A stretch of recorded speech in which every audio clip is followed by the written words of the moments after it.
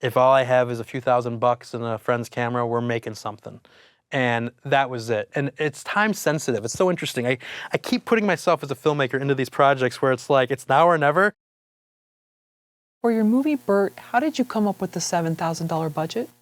So, great question. Why $7,000 for our budget? Well, again, a little backstory. Tried for many years to kind of have my follow-up film to my first feature be something bigger and with the mentality of, we got to have money. We got to, I have friends who are making their $1 to $2 million films that are playing Sundance and selling to, different companies. And, I was like, those are real movies. I got to make a real movie. I can't just not do that. And, we tried and I could not have made a movie for $7,000 years ago. I would not have had the mindset to think that's even possible. I would have been like, no, that's not a real movie. You can't do it. You need to do this. You need this. You need this crew. You need this. You need that. Da, da, da, da, da. That was younger. But once you get enough sort of no's and rejections and sort of the industry professional Hollywood stuff, and you start getting so fed up with waiting for permission, you start loosening up a little bit. And you start being like, all right, well, what is another way to do this? And Oliver and I, I'll just give a little backstory to kind of tell you how we got to the 7,000. Oliver and I, during the early COVID days, when there was like that early lockdown in 2020, everyone sort of stay at home for a few weeks, Oliver went and lived in the desert. He just rented a little small studio house in the middle of nowhere for a month. And I was living alone. And I said, hey, dude, can I come sort of isolate with you for a week and I'll bring some Halloween masks and some fake blood and we can make a horror movie in the desert. Let's stay creative. Why not? Just the two of us. And I drove out to the Joshua Tree, Palm Springs area, or Palm Desert area. I had bought a couple cheap Halloween masks off Amazon. I bought a 100-foot extension cord because I had one LED panel light that I could plug into the side of the house and with that extension cord move the light anywhere I want. I had a camera I borrowed from a friend and a flashlight. And I drove out there and I listened to horror music on the whole drive out there, watching the sunset and listening to this creepy music in the car and getting inspired. I mean, this is real quick. I think I spent like 4 days writing a quick script. But it was just me and Oliver for 4 days. I crashed on the floor at this little place he was staying. And he was the lead actor and he played the monster in the mask and he did the whole thing. And I was DPing it and doing the one light. And it was just this beautiful, fun, it was the first thing I've made in years where I'm also DPing it myself, shooting it myself, doing it all. It was just me and Oliver for 4 days. And it kind of took me back to when I was a kid in high school making movies in the backyard with my friends. And it turned out great. It was actually a little cool, it's called Desert Quarantine. It's on YouTube if people want to watch it. You can watch the trailer as well, but a little 15-minute horror thriller. And it turned out actually for what it was, turned out really, really good. And Oliver and I were like, look, if we can do this, and he's really, he's like, Joe, if you can do this with no crew and no money, you can do a feature this way. Why not? I was like, you're right. I guess we probably could. And so a couple years later, we're kind of developing this Burt thing, and he's thinking dude, we don't need a whole crew. You and Kenji DPing it, and we'll get a sound guy. Before we hired Rob, whoever was available, we'll get someone. Rob came on, and it was great. But that's all we need. I'm like, you're right. And in fact, originally with Burt, I was going to actually DP it. I shot the test film myself. Before Kenji came on board to DP, I was maybe going to DP it, and I talked to Kenji. He's like, dude, I love this idea. I'll work for, gas money. Just let me come on and let's do this movie together. So I was so lucky to have Kenji come on as DP. He elevated the whole project. It looks gorgeous. But it was just the three of us. And it was that mentality that we learned, kind of reminding myself shooting this movie in the desert a few years prior, that I was like, yeah, you don't really need a ton. At least I feel like I didn't, and that was it. And so when Oliver said, hey, I talked to my mom and sister, they're willing to give us some of his friends. I have a little bit of money, and Oliver put some of his own money in too. The original number was 6, and then he's like, I got 7. And I'm like, let's do it. He's like, how many days? On the phone, I'm like, right away, 7. 7 days. That sounds, 7K, 7 days, done. And then a month later, we're on set and we shot it. Can you break down how you spent the $7,000? Yeah. Well, I took $6,000 for a directing fee. No, I'm kidding. The things that we spent on, you're always going to pay your sound person, production sound. We got a great deal, but still, of course, honoring and paying them. So that was a little chunk. We had a couple hard drives that we had to buy to gather all the footage. Craft service, buying lunch, of course. We did pay Steve and Burt a day rate for their time. Steve worked 5 days, Burt worked 7 days, so paid them each a day rate. We also gave Steve money to shoot in his house for 5 days. So Steve got that. We bought some props and some stuff we had to, use in the movie, some production design stuff, some props, a couple other little knickknacks. And then at that point, there was, a couple of little things, but that was basically it. I mean, it wasn't, it was kind of just like enough to kind of get by on it. Was it as simple as just $1,000 a day? Yeah, I mean, that was sort of how I was looking at it. I was sort of, I feel like, and again, I love the story that Burt's coming out and that people are kind of talking about the $7,000 in 7 days, and we had the LA Times do a beautiful, story on it that Katie Walsh wrote for the LA Times, and that's like the headline of how we made this movie. And I wanted to inspire everyone, but there is a little bit of a secret to it, and the secret is the experience leading up to this moment, right? It's the idea of like making a bunch of short films and making a first feature years back, and just sort of like teaching film school and getting better in the classroom. Like, there's a lot of practice that goes into being able to be like, okay, I'm practicing so much that I can now remove all the elements and just take a few little things, a camera, a light, 2 friends that can be my crew, and 7 days to shoot it and actually get it done, right? So what am I trying to say? It's a lot of experience to go into making something with nothing, if that makes sense. And so, it was just an educated guess. I was sort of like, I've done this enough where I'm like, we're not going to be able to stretch the money too far. I think 7 days we can do a lot if we're shooting 2 cameras. And it was just sort of a number that sounded right, felt right. It was completely made up. It wasn't like I did a budget and then decided 7 days. It was on the phone call where I was like, I got some money. What do you think? I'm like, let's just do it. How many days? Let's just do 7 days. It just felt right. It was like, we can do 5 days at the house and 2 days outside of the house.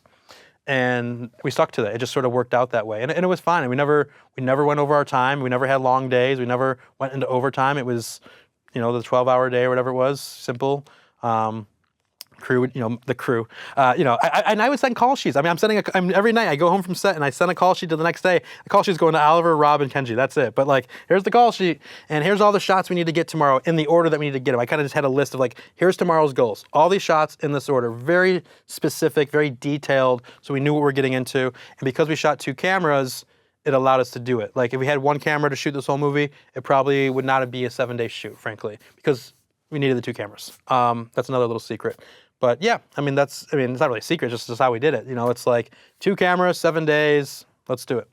The 2 cameras that you used, did you own each of them? No, we didn't own any of them. The 2 cameras we used, another little secret is you gotta have friends that are willing to help. Like, people who are like, I had one buddy who owned a camera here, one buddy who owned a camera here, nothing fancy. One was a 5D Mark IV, shot 4K, and the other one was comparable. And so they're both kind of just cameras people own, and they both shoot 4K, which we're able to do, and they're very generous and let us borrow their cameras. And I think I gave them, a couple points on the movie. Hey, you're now part of the film. Thank you so much. And, you offer some points. That's one thing we could offer because we didn't really have any money. And so we borrowed the cameras, we borrowed the lights. Everything was basically borrowed. And it wasn't much equipment. I think we had maybe like 3 lights, 4 lights that we maybe used occasionally, especially at night, but not much during the day. It was embrace natural light, and we did what we could with what we had, and that is sort of the overall arcing mentality of everything I'm trying to say today. Is just like, take what you got, run with it, make the best of what you got in the moment, and then just keep doing it. Could you see the entire movie in your head before you started production? Yeah, I would say yes. I think that I thought about this so much, and it was a kind of a condensed amount of time, but like, from the time we were really like ready to do this to shooting it, I would constantly, all day, every day, be watching the movie in my head, going through the outline, going through the beats, editing the scenes in my head. Again, knowing how to edit. Everyone watching, editing is the key. If you know how to edit, you can make a movie. Like, you got to know how to edit, whether you're your own editor or not. Understanding editing is so crucial, especially in micro budget, because you got to know what you need to shoot and what you actually don't need, and you got to know when you have it, when you don't have it.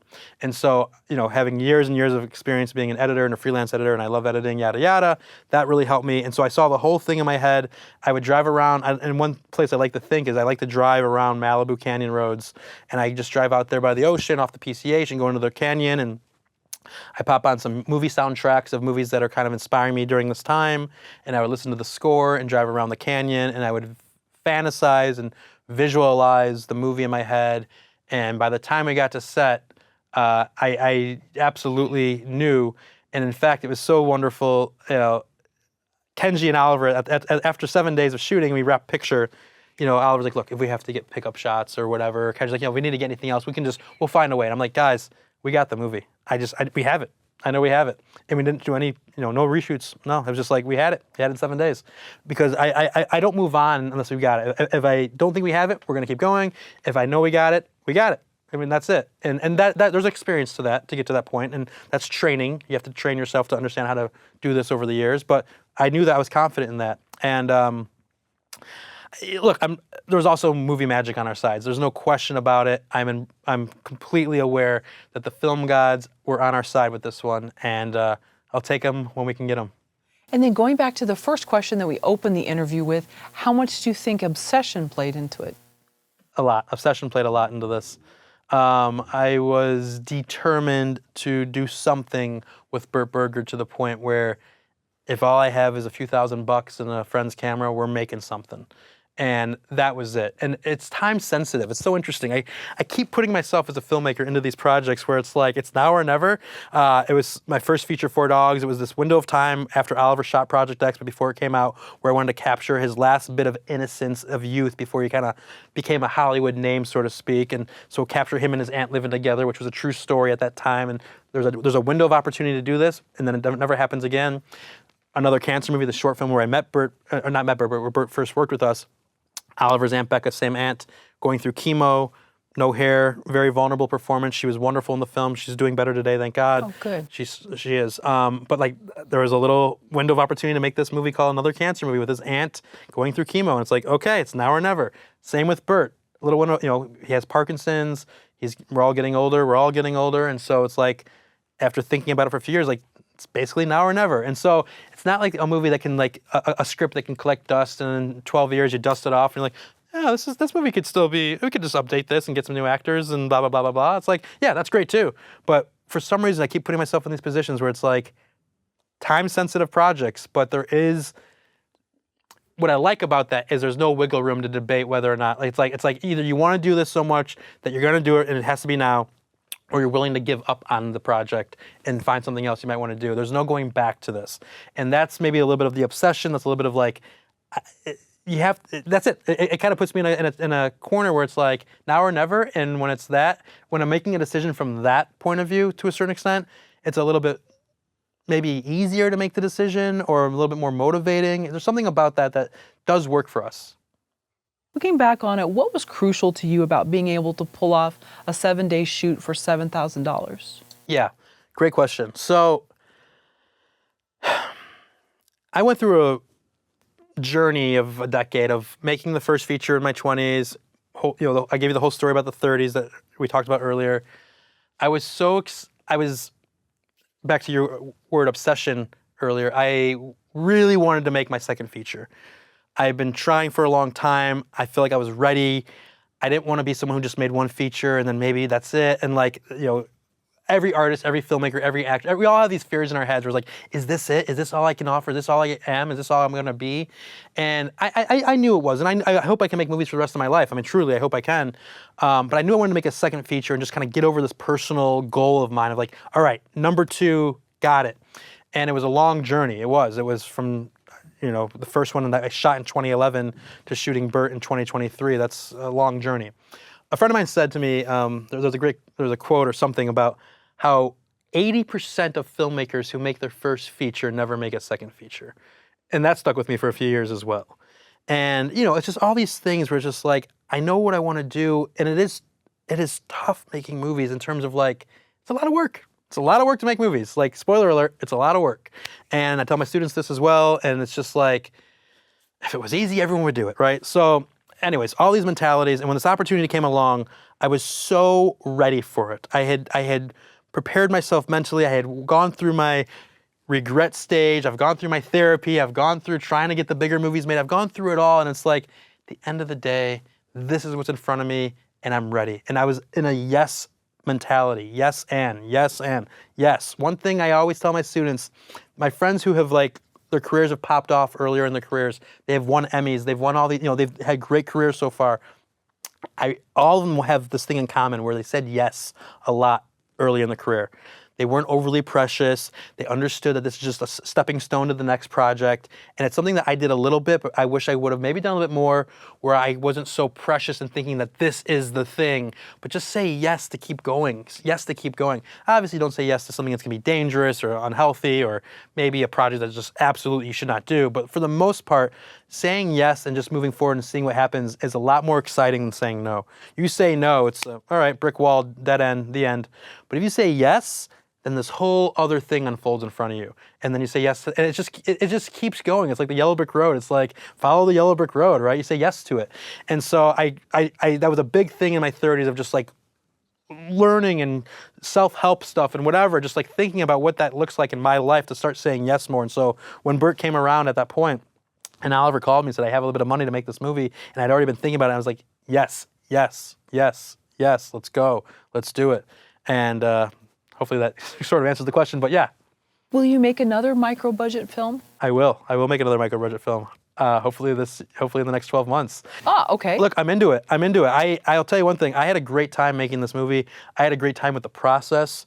There is a little bit of a question mark to this whole thing. So we got through the pre-production, we got through the production.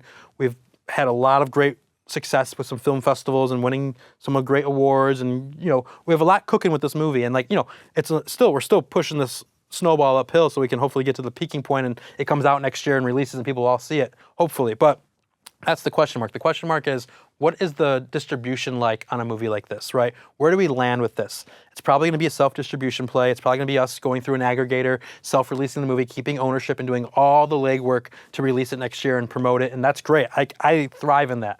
I'd almost definitely rather that than give it to a company who just sort of puts it out there and that's it. I understand that. That's one way to go.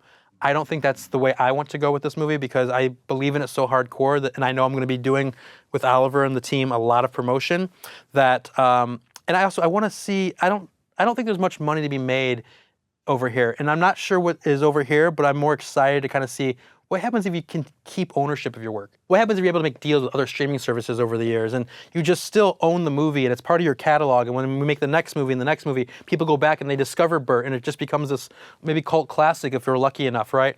And so I want to live in that zone, where it's sort of on us.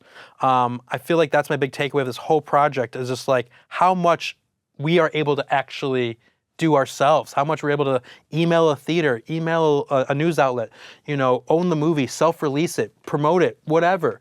Like if this sort of workflow comes together and I think that we can win with a healthy release of some kind, then it's repeat the process. And at that point, I don't need to struggle with Hollywood. I don't need to struggle with the gatekeepers or the no's or whatever.